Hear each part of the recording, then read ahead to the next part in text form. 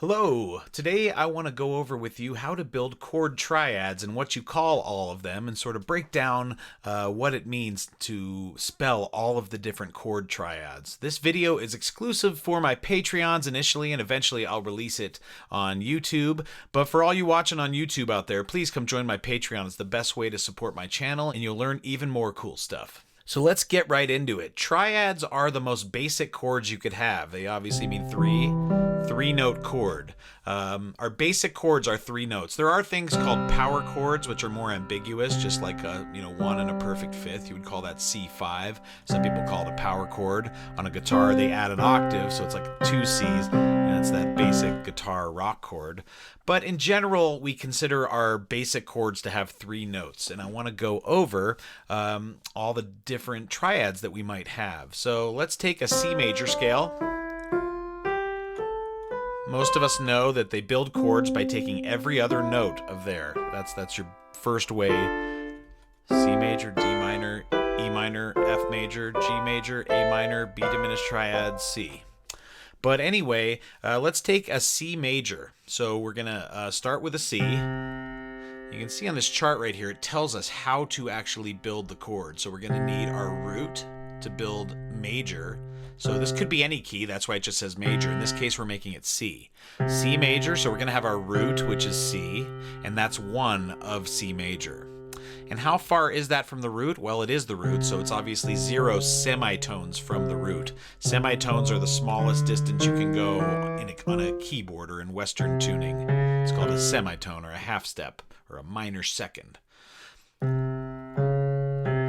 So we have the C, which is the root. Obviously, it's 0 semitones from the root because it is the root. And the next, in the position of the third, in general, we call it a 1, 3, and a 5 in major because it's the first degree, the third degree of the scale, and the fifth. But you can alter those to make all your different types of variations. So anyway, we have C, which is the root. Then we have a major third, which is 4 semitones above the root. So from C, we count up 1, 2, 3, 4. That's an interval we call a major third.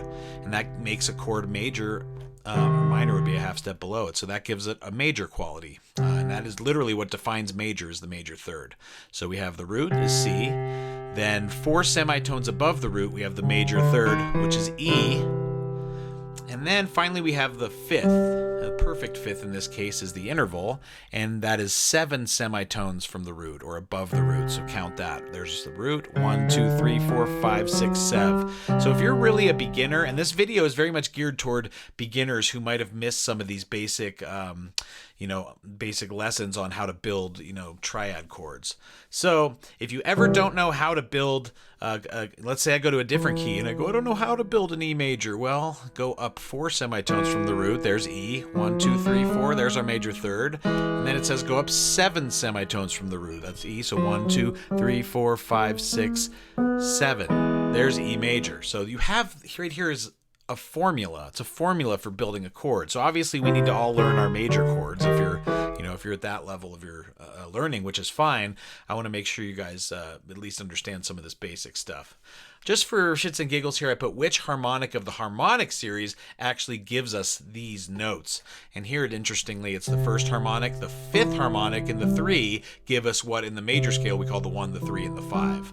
Interesting that those 5 and 3 are inverted in the harmonic series. But anyway, that's how we build a major chord. Now you can see to build a minor chord, only one thing changes. That third is only 3 semitones above the root instead of 4. So instead of this major third being 3, it's only 4 semitones. It's only 3 semitones. And look, you get one note different. There's C major and there's C minor. Those are your two most basic and most common triads. So the only difference between a C major and a C minor is one note.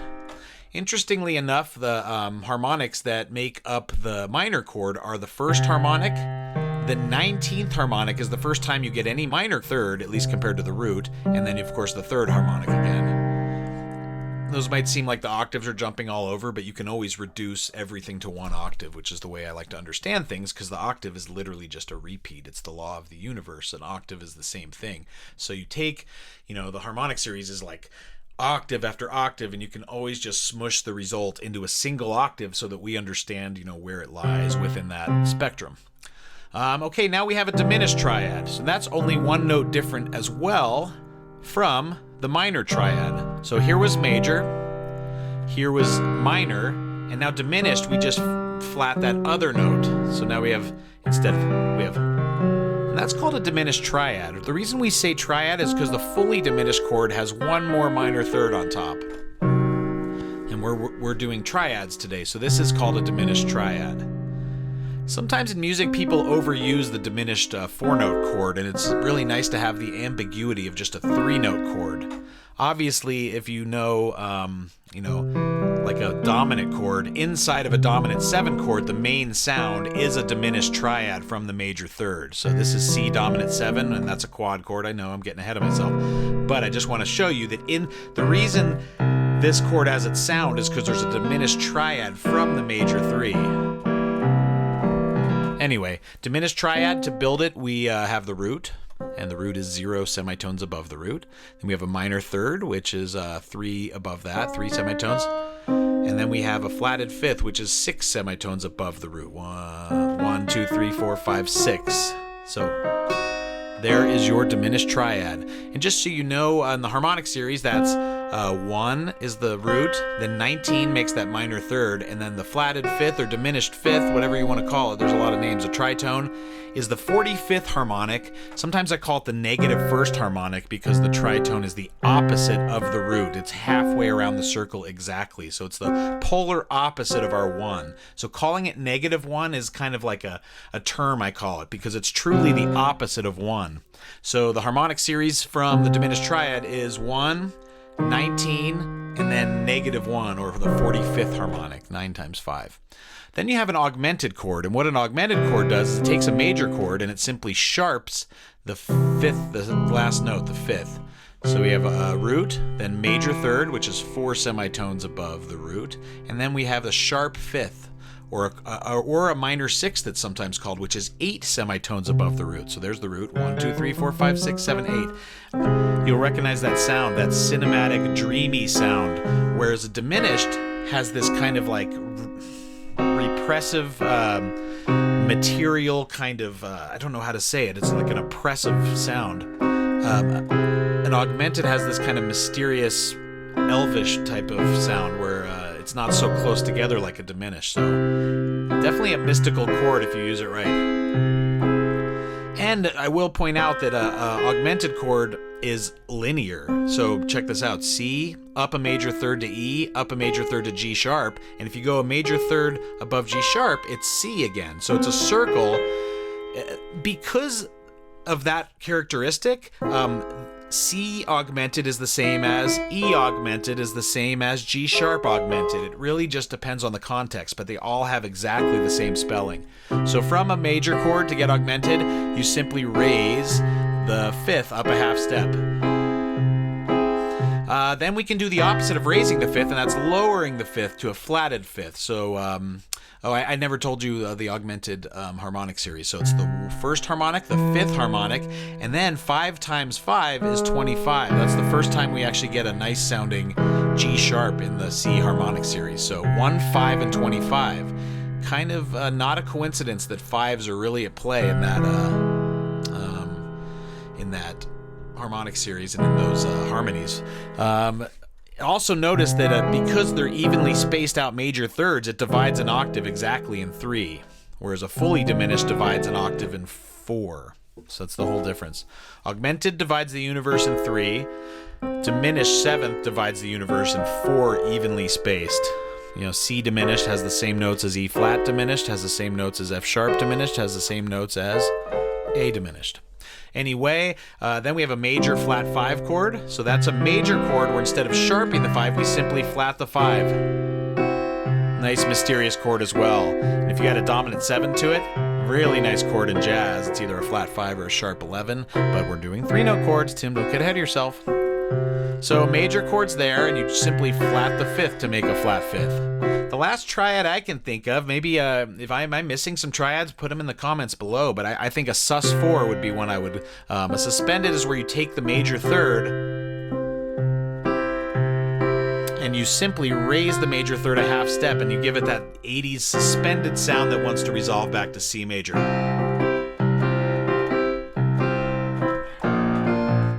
It's a very 80s sound, but it's a weird tension where it doesn't sound overtly dissonant, but it's dissonant enough to really want to resolve back. That's what people do a lot of endings like that.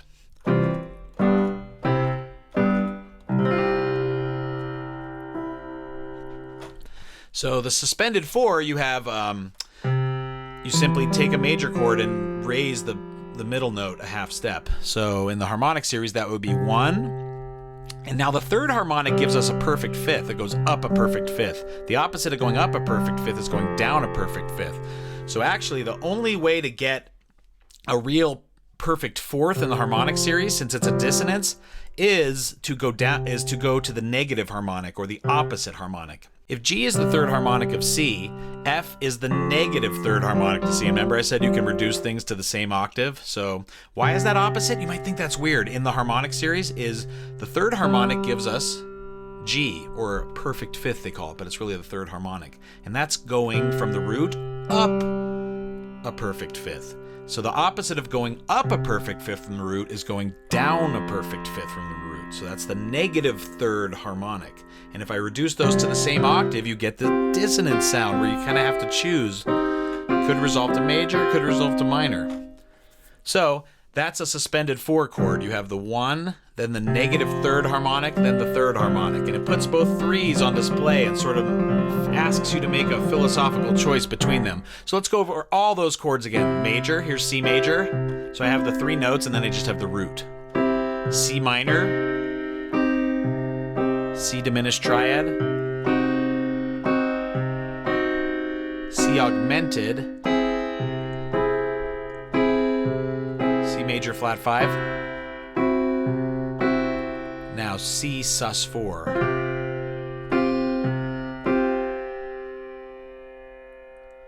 So all the chords are going to be built off that. I'm going to do another lesson on 4-note chords, which is we're going to start adding in all kinds of things. So you might ask, why can't we do, if you're doing C and sharpening the 4, why can't we do A?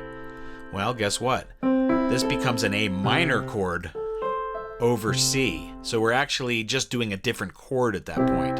So if I were to play this chord, C, E, A, that is literally just an A minor over C. So we can't actually justify this as a triad of C. It's just an inversion of A minor. So that's the problem when you start adding any other notes than the notes I already told you. You could build some triads that don't use a third, like a add 2 kind of thing. Steely Dan does that kind of thing sometimes, but at this point I'm not gonna name that. You're obviously welcome to do things like that, or add 6 but no 3. That would technically be a triad. That would be C, add 6, no 3 in parentheses. But they're not real, like, fundamental triads like all the rest of these.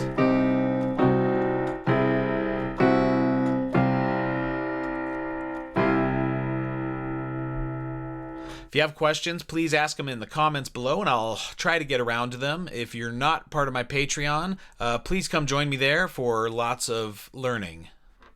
Thanks a lot for watching this video and taking an interest in my channel. Please help me reach a larger audience by hitting subscribe below and ringing the notification bell. Check out my video playlist page to find the categories that most interest you. Leave me a super thanks here on YouTube, and even better, come join my Patreon. Please consider buying music for my original projects I.S.S. and High Castle Teleorchestra. Also, don't forget to sign up for my email list on the front page of timsmolens.com. You can find information about all of those things in the description below. Thanks again.